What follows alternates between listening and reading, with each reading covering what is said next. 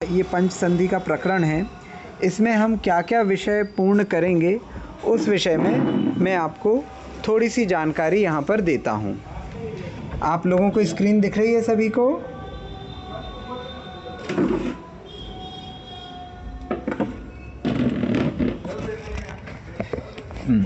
मैंने screen share की है, आप लोगों को दिख रही होगी।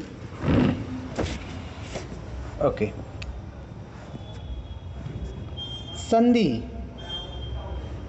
संधि जैसा कि शब्द से ही स्पष्ट है कि संधि दो चीज़ों के मध्य में होती है। दो चीज़ों के मध्य में होती है अर्थात जैसे A प्लस बी, तो ये A और B का संयोग है। संधि किसको कहते हैं? संयोग को संधि कहते हैं। ठीक है, तो संधि जब भी होगी तो संधि दो शब्दों के बीच में होगी। तो शब्द एक, पहला शब्द धन दूसरा शब्द, शब्द दो, तो पहला शब्द और दूसरा शब्द, इन दोनों के बीच में संधि होगी हमेशा। ठीक है, तो अब यहाँ पर हम ये शब्द कैसे होंगे? तो अब ये शब्द कुछ भी हो सकते हैं, कोई भी शब्द हो सकता है, कितना ही बड़ा शब्द हो सकता है। इन दो शब्दों के बीच में संधि होगी। तो क्या होगा? संधि किस किस में होगी? तो प्रथम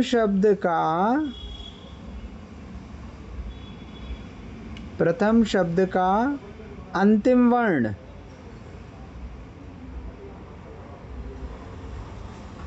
ये जुड़ेगा किससे? द्वितीय शब्द के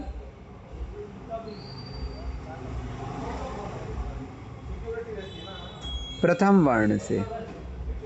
प्रथम शब्द का अंतिम वर्ण द्वितीय शब्द के प्रथम वर्ण से जुड़ेगा। अर्थात पहला शब्द जो है उसमें जो सबसे लास्ट में लिखा हुआ है वो किससे जुड़ेगा? दूसरे शब्द में जो सबसे पहले जुड़ा है। जैसे रेल के डिब्बे होते हैं ना, तो रेल के डिब्बे में पहले वाले डिब्बे का आखिरी हिस्सा अगले वाले डिब्बे के पहले हिस्से से जुड़ता है, फिर उसका आखिरी हिस्सा अगले के पहले हिस्से से जुड़ता है ना। जैसे हमने लिखा राम धन अनुज, तो राम धन अनुज है, तो राम के अंत में क्या है? कल हमने ये देखा था कि राम को हम कैसे लिख सकते हैं? तो रा धन आ धन माँ धन आ, तो ये हो गया राम, है ना। और अनुज क्या है? आ धन ना धन ऊ धन जा। ये क्लियर है ना? ये कल हमने देख लिया था कि इसको कैसे लिखा जाता है। जा धन आ, ये हो गया अनुज। ये राम और अनुज मैंने इस तरह से लिखे, इसमें किसी को कोई शंका है कि कैसे लिख दिया? ये कल हमने पढ़ा था इसको। ठीक है, आप लोगों को जहाँ भी डाउट हो आप लोग पूछ सकते हैं। तो अब बात आती है कि पहले शब्द का अंतिम वर्ण क्या है? तो पहले शब्द का अंतिम वर्ण है आ, और दूसरे शब्द का प्रथम वर्ण क्या है? तो ये आ। तो जो संधि होगी वो इन दोनों के मध्य होगी। ठीक है, हमें ये दोनों शब्द देखने पड़ेंगे, पहले शब्द का आखिरी वर्ण और दूसरे शब्द का पहला वर्ण, क्योंकि ये आखिरी में और ये पहले में, तो इन दोनों को कनेक्ट करना है। समझ में आ रहा है? जैसे हम इलेक्ट्रिसिटी का वायर रहता है तो एक छोर को दूसरे छोर से जोड़ते हैं ना, तो ऐसे यहाँ पे कि इसका एक छोर और उसका दूसरा छोर, इन दोनों को कनेक्ट करना है आपस में। समझ में आया कि संधि कहाँ होनी है? इसमें कोई शंका किसी को? विषय क्लियर है? हाँ ओके। हाँ, तो अब हम आगे चलते हैं।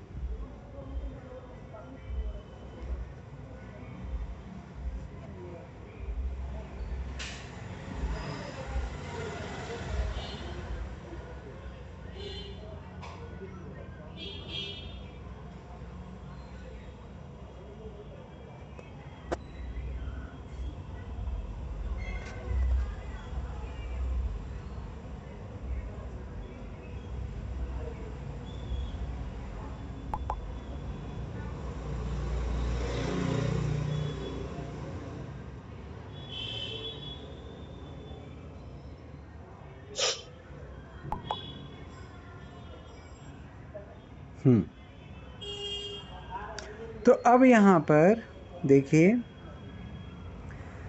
इन दोनों के बीच में जोड़ा जाएगा। तो यहाँ पर हम क्या कर रहे हैं, यहाँ पर वर्ण 1 और वर्ण 2 जो जुड़ेंगे तो इनके क्या क्या कॉम्बिनेशन हो सकते, क्या क्या इसके स्वरूप हो सकते हैं, इस विषय में हम चर्चा करेंगे। तो पहले हम कातंत्र के सूत्रों पे जाएं, उसके पूर्व में हम इसको प्रैक्टिकली थोड़ा सा देख लेते हैं, ठीक है, फिर हम सूत्रों पे जाएंगे। पहले एक जनरल इसकी हम समझ लें। अभी हम क्या कर रहे हैं कि वर्ण 1 जो है उसको आ, कि पहला वर्ण आ है, इसको जोड़ना है, ठीक है। अब ये किस किस से जुड़ सकता है, तो यहाँ हम उसके सारे कॉम्बिनेशन देखते हैं कि ये किस किस से जुड़ेगा और उसका उत्तर क्या होगा। पहली साइड मतलब लेफ्ट हैंड साइड पे वर्ण 1 है और राइट हैंड साइड पे वर्ण 2 है। तो वर्ण 1 अगर आ है तो वर्ण 2 क्या क्या हो सकता है और उसके रिजल्ट क्या क्या होंगे। तो जैसे मैंने आ, इसको जोड़ा आ से, तो इसका उत्तर आएगा आ, दीर्घ आ, ठीक है। कैसे, इसका उदाहरण देखिए।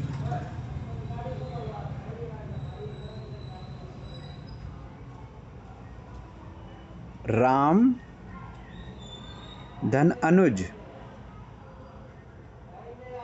राम धन अनुज, तो राम के अंत में क्या है आ और अनुज के प्रारंभ में क्या है आ। तो ये आ और आ जुड़े तो ये दोनों आ जुड़ गए, तो ये क्या हो गया आ, ठीक है, ये आ हो गया। अब हम देखें यहाँ हमने क्या लिखा था, यहाँ हम लिख रहे थे रा धन आ धन मा धन आ, इस प्रकार से लिखा था। और अनुज को क्या लिखा था, आ धन ना धन ऊ धन जा धन आ।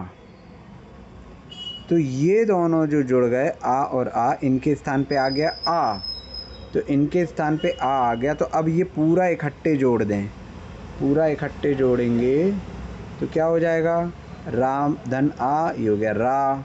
अब माँ किससे जोड़ रहा है, माँ आ से जोड़ रहा है, तो ये हो गया माँ। फिर ना ऊ से जोड़ रहा है तो नू, और जा आ से जोड़ रहा है तो जा। तो ये उत्तर आ गया रामानुज। राम धन अनुज जुड़ा तो उत्तर आ गया रामानुज। समझ में आया ये कैसे हुआ, राम का आ और अनुज का आ ये दोनों जुड़ गए तो उत्तर हो गया रामानुज। किसी को कोई समस्या इसमें? नहीं।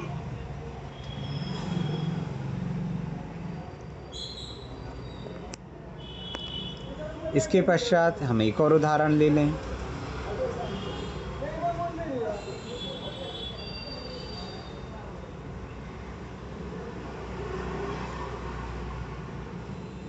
दश धन आनन,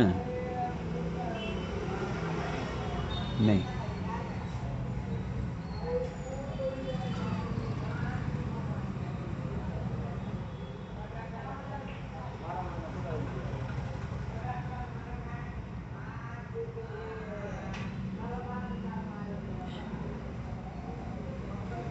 अद्य धन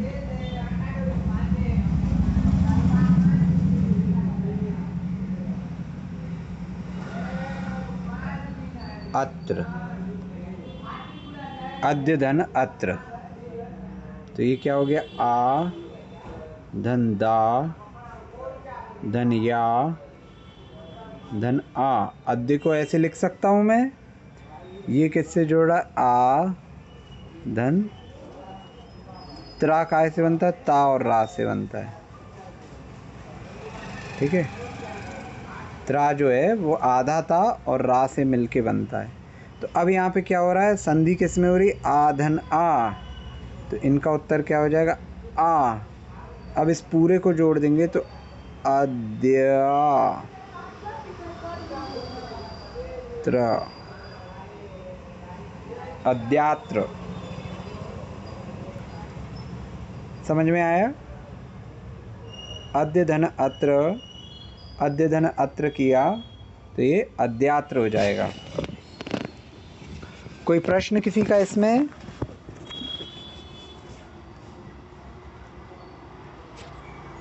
ठीक है, तो पहला कंडीशन क्या हुई? पहला नियम हुआ कि आ यदि आ से जुड़ेगा तो उत्तर आएगा आ। ठीक है, अब इसके बाद दूसरा केस ये है, इधर पे हम आ ही रख रहे हैं। आ यदि दीर्घ आ से जुड़ेगा तो भी उत्तर आएगा आ। जैसे राम धन आनंद, तो यहाँ आ है और यहाँ आनंद में दीर्घ आ है, तो ये दोनों मिलके क्या हो जाएगा? आ। तो ये हो जाएगा, अब मैं ब्रेक करके नहीं लिख रहा हूँ, रामानंद।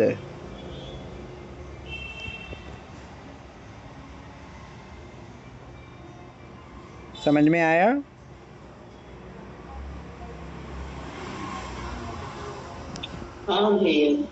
देव धन आलय, तो देव के अंत में आ और यहाँ पे आ, तो ये दोनों मिलके क्या हो गए? आ। तो हो जाएगा देवालय।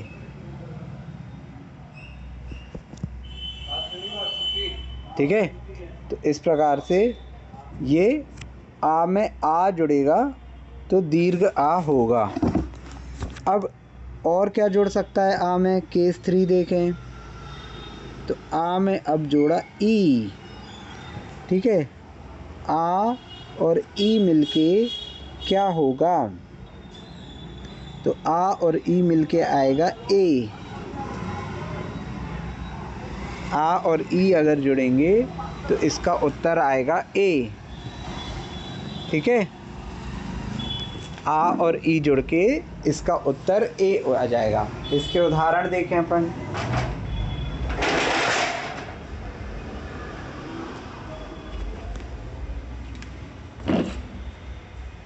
तो इसका उदाहरण क्या है? तो देखिए, राम धन इंद्र, राम धन इंद्र, तो ये क्या हो जाएगा? राम धन इंद्र अगर अपन जोड़ेंगे तो ये हो जाएगा, यहाँ आ हो गया राम के अंत में और यहाँ ई हो गया, तो आ और ई मिलके क्या हो गया? ए। तो अब इसको जोड़ेंगे तो ये क्या हो जाएगा? रामेंद्र।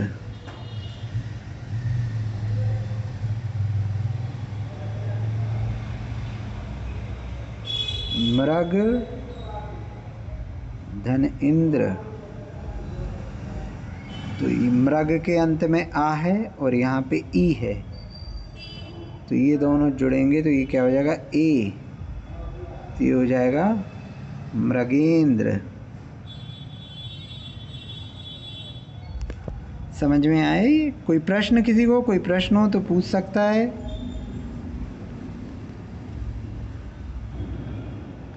आ और ई जुड़ेंगे तो उत्तर आएगा ए। इसी प्रकार अगर आ दीर्घ ई से जुड़ेगा तो भी उत्तर आएगा ए। ठीक है, जैसे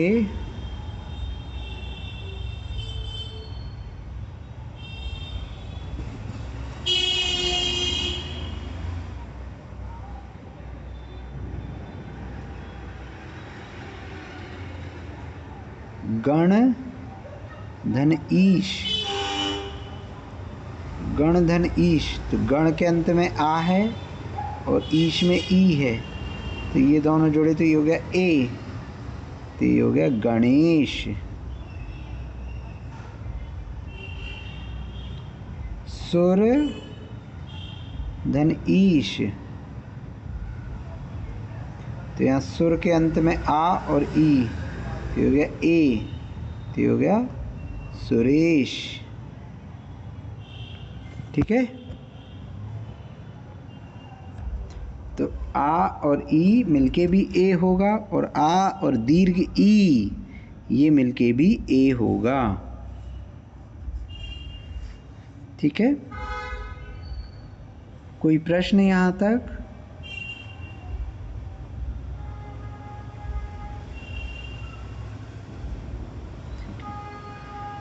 आगे आ अगर ऊ से जुड़ेगा, ठीक है, तो इसका उत्तर होगा ओ। आ अगर ऊ से जुड़ेगा तो इसका उत्तर होगा ओ। जैसे गणेश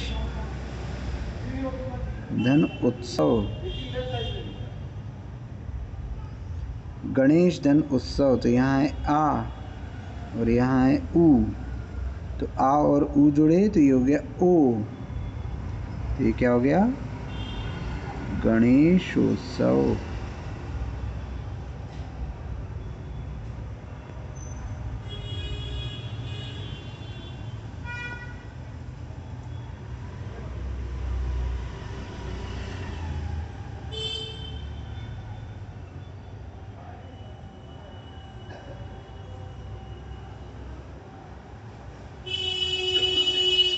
सर धन उज, आ और ऊ ये मिलके हो गया ओ, ये हो जाएगा सरोज।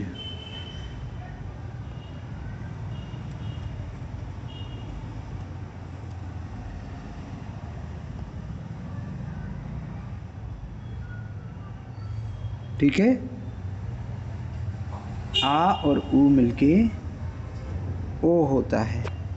इसी प्रकार आ और दीर्घ ऊ ये मिलके भी ओ ही होता है।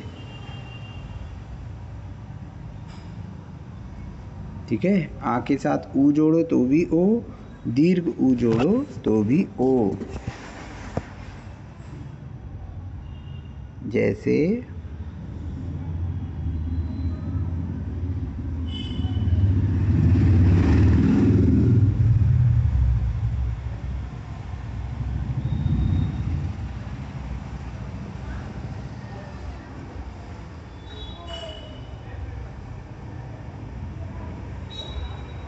नव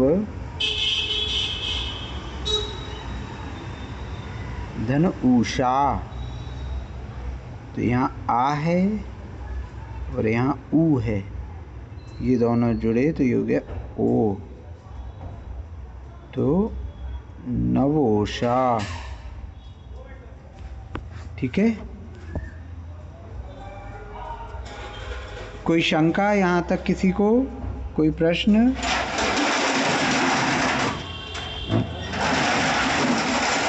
किसी को कोई प्रश्न हो तो बताएं, जानकारी दें। ठीक है, नहीं भैया।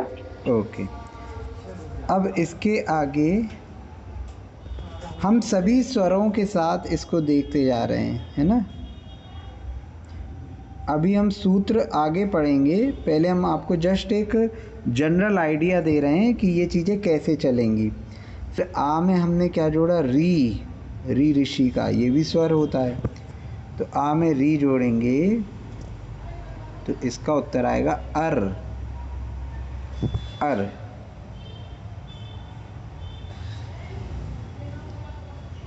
ठीक है, तो परम धन ऋषि, तो परम में अंत में आ है और ऋषि में क्या है? री, तो ये दोनों जुड़े तो ये हो गया अर। तो अब देखो ये कैसा हो जाएगा, ये जुड़ के हो जाएगा पर मर शी, ऐसा हो जाएगा। ये अर यहाँ आ गया। अब ये रा में क्या है? रा में देखो आप हलंत लगाए, तो रा हलंत के साथ है, मतलब आधा रा है, तो आधा रा कहाँ जाता है? अगले व्यंजन के ऊपर, तो ये कहाँ चला जाएगा? यहाँ। तो ये क्या हो जाएगा? पर मर्षि,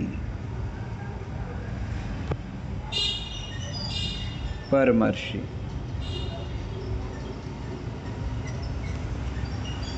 ठीक, समझ में आया?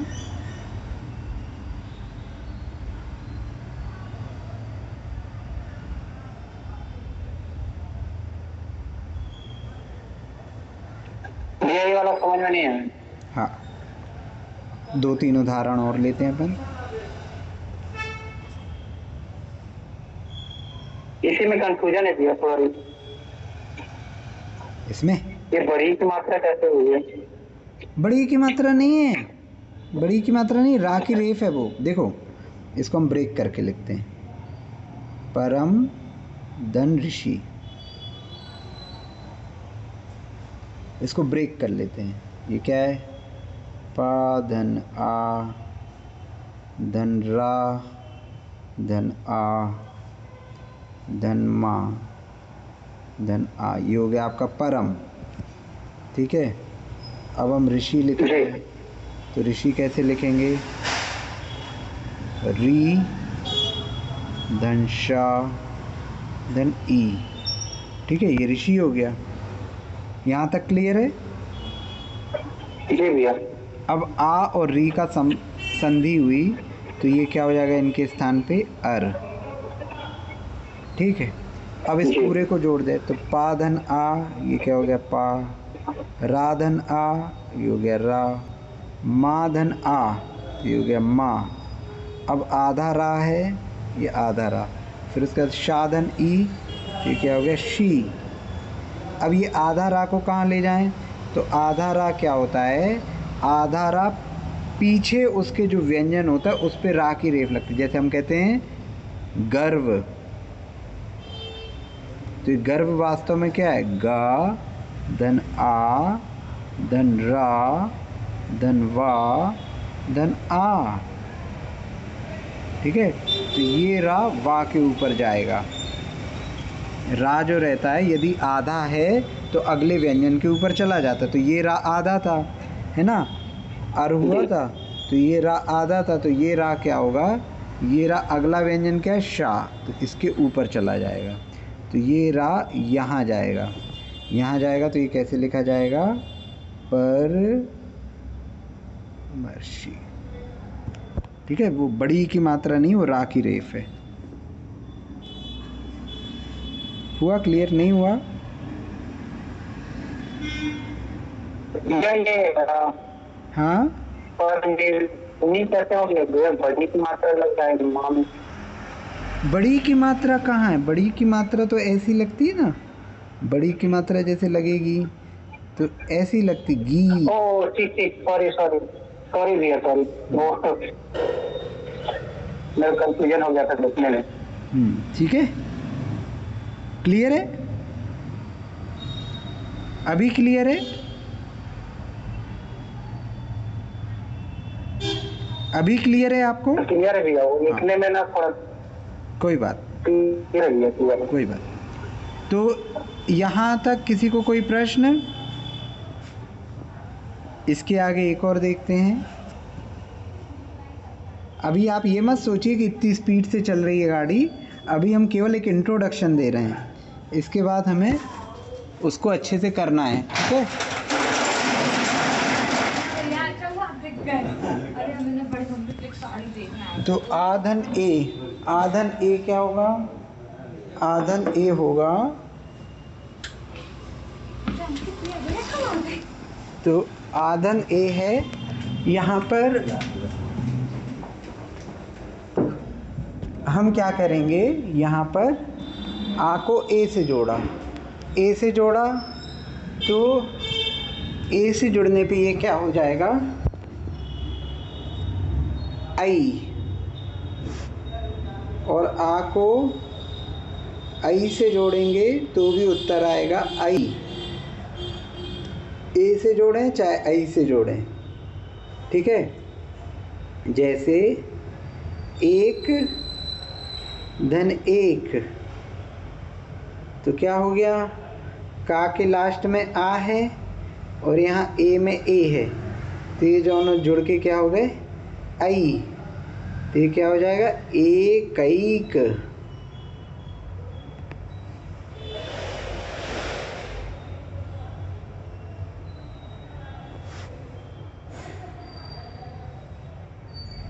अभी ये इसके उदाहरण और आगे देखेंगे, अभी केवल आप ये सूत्र लिख लीजिए ताकि आपको दिक्कत ना जाए। इसी प्रकार आ को ओ से जोड़ा तो उत्तर आएगा औ, और आ को अगर औ से जोड़ा तो भी उत्तर आएगा औ। तो इस प्रकार हमने देखा कि हम आ को अलग अलग स्वरों से अगर जोड़ते हैं तो अलग अलग उत्तर आते हैं। ये केवल एक इंट्रोडक्शन है, अभी हम इस पर विशेष रूप से चर्चा करेंगे। आ को अगर आ से जोड़ेंगे तो उत्तर आएगा आ, दीर्घ आ से जोड़ेंगे तो उत्तर आएगा आ, ई से जोड़ेंगे तो उत्तर आएगा ए, दीर्घ ई से जोड़ेंगे तो उत्तर आएगा ए, ऊ से जोड़ेंगे तो उत्तर आएगा ओ,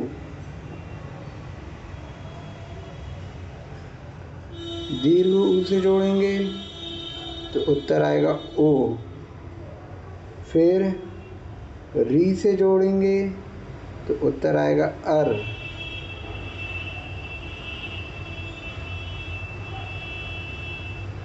ए से जोड़ेंगे तो उत्तर आएगा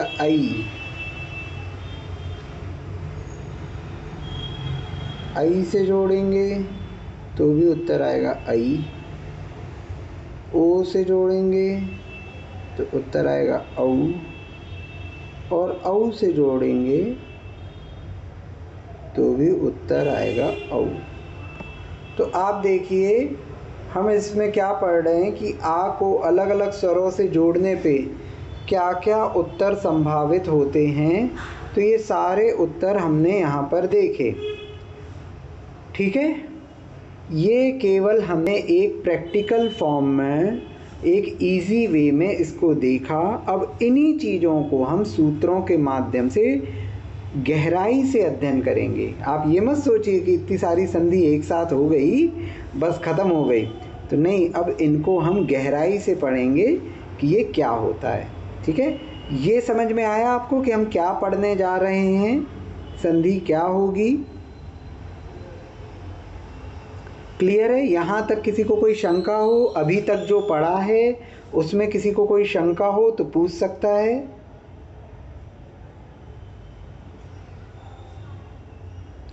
समझ में आ रहा है? ऐसा तो नहीं लग रहा कि बहुत जल्दी जल्दी चल रहा है सब कुछ। किसी को अगर स्पीड ज़्यादा लग रही हो तो बताए। नहीं भैया जी, ठीक है। ठीक है, ओके। अब देखिए, अब हम आते हैं सूत्रों पर। तो जो पुस्तक आप लोगों को भेजी थी उसके प्रिंट आउट या फिर वो पुस्तक आप लोग देख सकते हैं, ठीक है।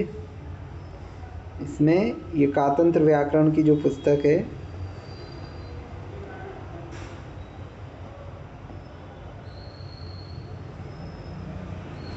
इसका मंगलाचरण कर लेंगे। वीरम प्रणम्य सर्वज्ञम विनिष्ठा शेष दोषकम कातंत्र रूप मालेयम बाल बोधाय कथ्यते। आचार्य वर्म जी महाराज की जय। आचार्य गुरु श्री विद्यासागर जी महामुनि राज की जय। अब यहाँ पर सबसे पहले संज्ञा प्रकरण चालू हो रहा है, ठीक है। यहाँ आपको सबसे पहला सूत्र दिया है, अथ संज्ञा संधि सिद्धो वर्ण समाम्नायः।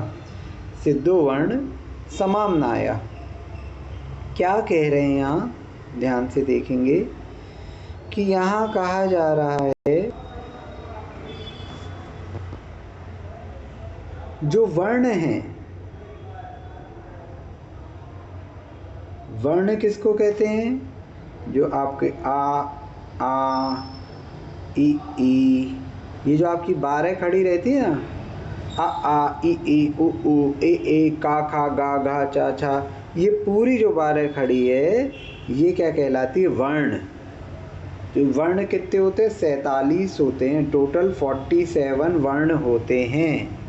ठीक है, वर्ण हम किसको कहते हैं? ये जो 12 खड़ी होती है, आ ई उ ए ऐ, है ना, री री ली ली, ए ऐ ओ औ, का खा गा घा चा छा जा जा या, टा ठा डा डा ना, इस प्रकार से ये पूरी 12 खड़ी जो रहती है, इसमें टोटल 47 वर्ण होते हैं। ये 47 वर्ण होते हैं। तो प्रथम सूत्र कह रहा है सिद्धो वर्ण समाम्नायः। सिद्धो वर्ण समाम्नायः का अर्थ ये है कि ये जो वर्ण हैं ये स्वतः सिद्ध हैं, इनको सिद्ध नहीं किया जाता। अब आप ये कहो कि भैया आ की उत्पत्ति कैसे हुई, तो नहीं, वो सिद्ध है, वो स्वयं सिद्ध है। ई की उत्पत्ति कैसे हुई, वो स्वयं सिद्ध है। ठीक है, इसमें जैसे जो पाणिनि व्याकरण है, पाणिनि व्याकरण कर्ता जो हैं उनका ऐसा सिद्धांत है कि शंकर जी ने डमरू बजाया और डमरू से जो शब्द निकले तो उनसे इन वर्णों की उत्पत्ति हुई, ये उनका मत था। कातंत्र व्याकरण के आचार्य शिववर्म महाराज का कहना है कि ये जो वर्ण हैं ये स्वतः सिद्ध हैं। तो हम इस चीज़ में ना जाएं कि भैया ये वर्णों की उत्पत्ति, क्योंकि एक प्रकार से देखा जाए तो दोनों ने ही इसकी उत्पत्ति के पीछे कोई ऐसा कारण नहीं बताया कि किसी चीज़ से जुड़ के ये बने हों। जैसे हम ये कहें कि भैया राम कैसे बना, तो रा धन आ धन मा धन आ, तो इनसे जुड़ के बना। तो इन वर्णों की उत्पत्ति जो 47 वर्ण हैं ये स्वतः सिद्ध हैं, अनादिकाल से सिद्ध हैं। ठीक है, तो ये सिद्धो वर्ण समाम्नायः ये सूत्र हुआ। अगला सूत्र, सूत्र क्रमांक 2 क्या कह रहा है? तत्र चतुर्दशादौ स्वराः। तत्र चतुर्दशादौ स्वराः, इसका अर्थ क्या है? तत्र चतुर्दशादौ स्वराः, इसका अर्थ है कि ये जो वर्ण है ना, एक मिनट मैं दूसरी वाली PDF खोल लेता हूँ, उसमें आप लोगों को इजी जाएगा।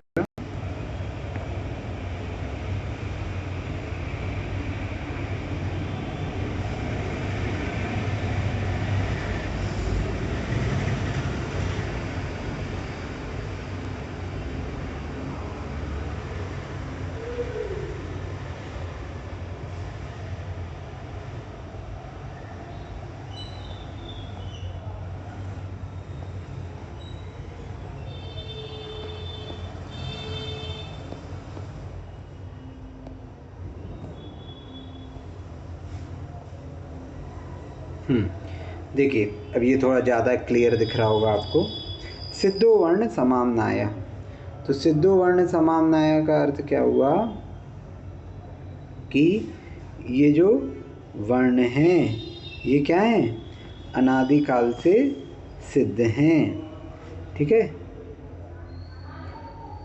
सिद्धो वर्ण समाम्नायः, ये सभी वर्ण अनादिकाल से सिद्ध हैं। तो ये अनादिकाल से सिद्ध है। क्या है ये वर्ण? तो ये वर्ण देखिए पूरे लिखे, आ ई उ ली ली, ए ऐ ओ औ, का खा गा गा गा, चा छा जा जा या, टा ठा डा ढाणा, ता था दा धा ना, पा फा बा बा मा, या रा लावा, शा श सा हा इति। तो ये टोटल कितने? 47 वर्ण हैं।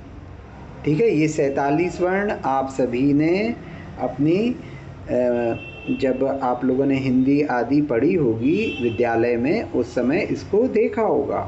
ठीक है, तो ये सभी वर्ण हैं। इन्हीं वर्णों के माध्यम से किसी भी शब्द आदि की, वाक्य आदि की रचना होगी और इन्हीं वर्णों के मध्य में संधियां होंगी। ठीक है, क्लियर है ये? यहाँ पे कोई प्रश्न मेरे ख्याल से किसी को होगा नहीं। यदि किसी को कोई प्रश्न हो तो बताएं।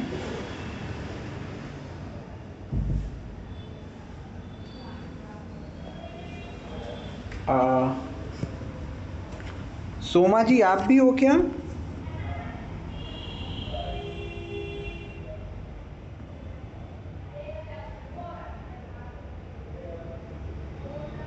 ओके।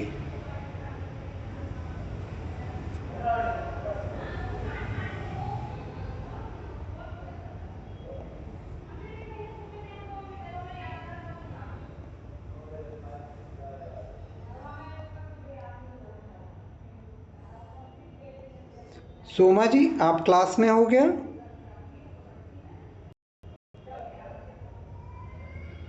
नहीं है शायद। ओके कोई बात नहीं। हमारे बीच में सोमा जी भी क्लास अटेंड करती हैं जो श्रीलंका से हैंगी, तो मैं उनसे वही पूछना चाह रहा था कि आपके यहाँ कौन सी भाषा चलती है और उसमें कितने वर्ण होते हैं। ठीक है कोई बात नहीं। तो ये सिद्धो वर्ण समाम्नाय, तो यहाँ पर 47 वर्ण हैं। ठीक है, अब अगला सूत्र क्या कह रहा है? तत्र चतुर्दशादौ स्वराः। सूत्र क्रमांक 2, तत्र चतुर्दशादौ स्वराः। तत्र चतुर्दशादौ स्वराः, इसका अर्थ क्या हो गया? इसका अर्थ ये हो गया कि इसमें जो आदि के 14 हैं, चतुर्दश यानी ये जो हमने वर्णों का 47 का समूह देखा था ना, इन 47 में से जो आदि के 14 हैं वो क्या हैं? स्वर हैं। तो आदि के 14 कौन से हैं? तो हम देखेंगे आ ई उ री ली ए ऐ। ये देखो यहाँ से हमने गिन लिए, ये शुरू के जो 14 हैं ये क्या हो गए? स्वर हो गए। ठीक है, तो आ ई उ री ली ए ऐ ओ औ। तो ये जो 14 हैं स्टार्टिंग के, 47 में जो आगे के स्टार्टिंग के 14 हैं उनको क्या कहते हैं? स्वर कहते हैं। ठीक है, तो वर्णों में आदि के 14 जो हो गए वो स्वर हो गए। ठीक है, अब ये जो 3 वर्ण हैं री ली, ये 3 वर्णों का वर्तमान में उपयोग नहीं देखा जाता, लेकिन पुराने ग्रंथों आदि में इनका उपयोग मिलता है। वरना आप पूछे कि भैया ये जो री था और री, इनको कहाँ उपयोग मिलता है? तो वर्तमान में इनका उपयोग देखने को नहीं मिलता, लेकिन चूँकि हम अभी संस्कृत पढ़ रहे हैं तो हम इनको भी देखेंगे कि हाँ ये 3 वर्ण भी होते हैं। तो इन 3 को मिला के शुरू के जो 14 वर्ण हैं वो क्या कहलाते हैं? स्वर कहलाते हैं। अगला सूत्र दश सामानाः। तीसरा सूत्र क्या कह रहा है? दश सामानाः। तीसरा सूत्र दश सामानाः, दश समानाः, दश समानाः। अब ये क्या कह रहे हैं इसमें? तो इसमें देखिए, इसमें ये कहना चाह रहे हैं आचार्य महाराज कि जो हमने आदि के 14 सूत्र, आदि के 14 वर्ण लिए हैं, आदि के 14 वर्ण क्या हो गए हमारे? आ ई उ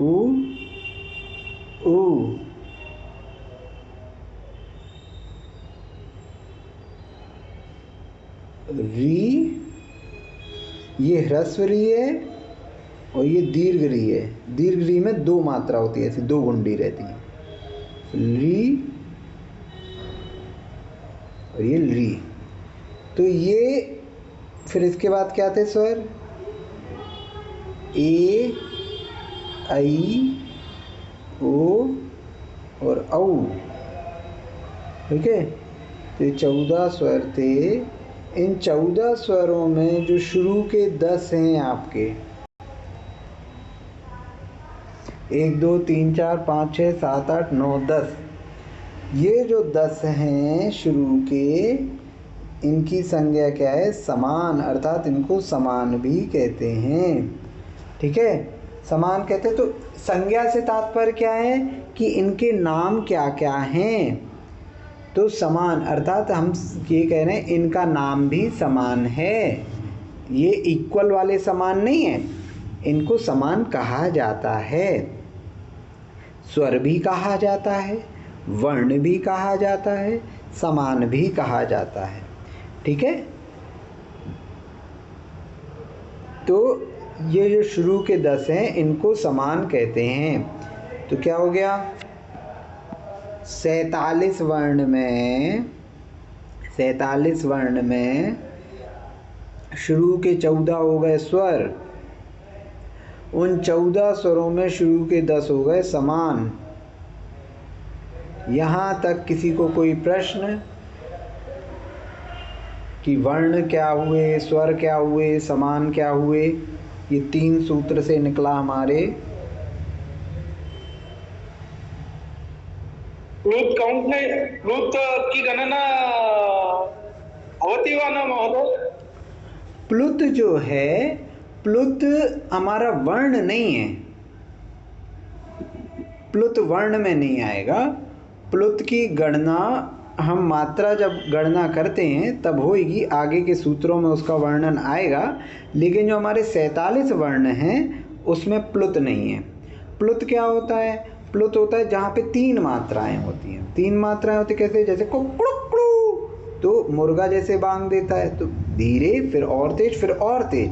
तो प्लुत क्या है? ये मात्रा के विषय में है, ठीक है। ह्रस्व, दीर्घ और प्लुत इस प्रकार से आएंगे, लेकिन ये वर्ण नहीं है। अभी हम वर्णों की चर्चा कर रहे हैं, ठीक है।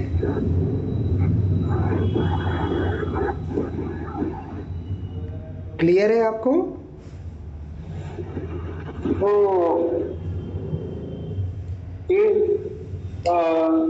त्रिंशत् योग चतुर्दश इत्युक्ते चत्वारिंशत् वा? क्या बोल रहे हैं आप? आपका वॉइस क्लियर नहीं आ रहा है। चतुर्दश स्वराः एवं त्रिंशत् व्यंजन। बिल्कुल बिल्कुल। अभी हम आगे व्यंजन के भी आएंगे। पहले हम स्वरों का पूरी तरह से परिचय करेंगे, उसके पश्चात हम इसमें व्यंजन पर भी आएंगे। सारी चीज़ों पर आएंगे धीरे धीरे करके। कति सन्ति महोदय आहत्य? यहाँ पर हम 5 प्रकार की संधि पढ़ेंगे अभी, ठीक है।